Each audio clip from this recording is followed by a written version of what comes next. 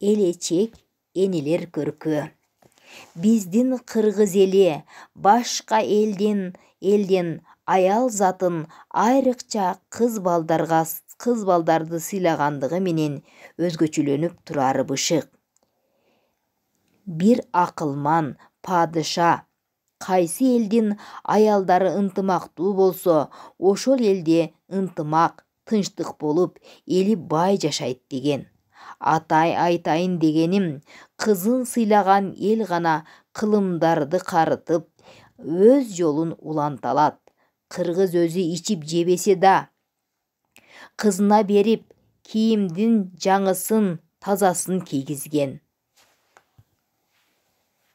Башына кундуз тебетей кийгизип, үкүнүн жүнүн тактырып, мойнуна маржан шуро салдырып, оор жүктү көтөртпөй, бейчеки жаза бастырбай, катуу сөз айттырбай, аземдеп, 5 саам айлатып же 40 бөлдүрүп, чачын өрдүрүп, ошол чач аркылуу бекемдиги, биримдиги, күчтүүлүгү, арулукту билдирген.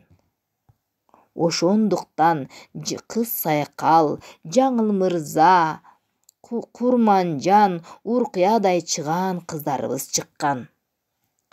Бүгүн сиздер менен элечек жөнүндө сөз болуп турмакчы.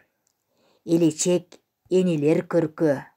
Элечек ар дайым кыргыз аялдарына көрк берип турган.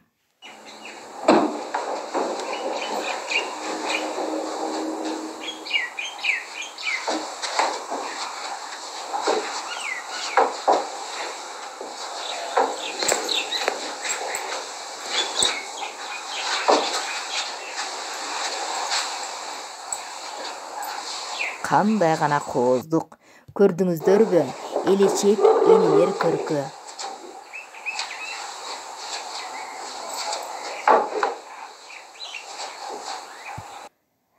Элечек аны илеки деп да айтып коюшкан. Негизи бул баш кийим аял затынын ажарын ачат.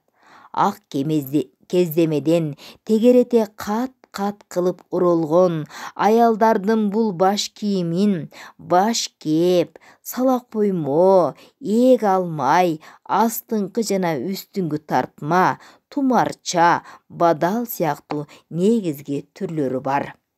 Элечек энелер көркү.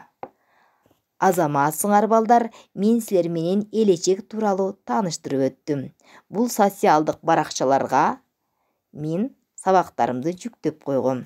Анда саламатта калгыла. Кийинки сабакта кездешкенче.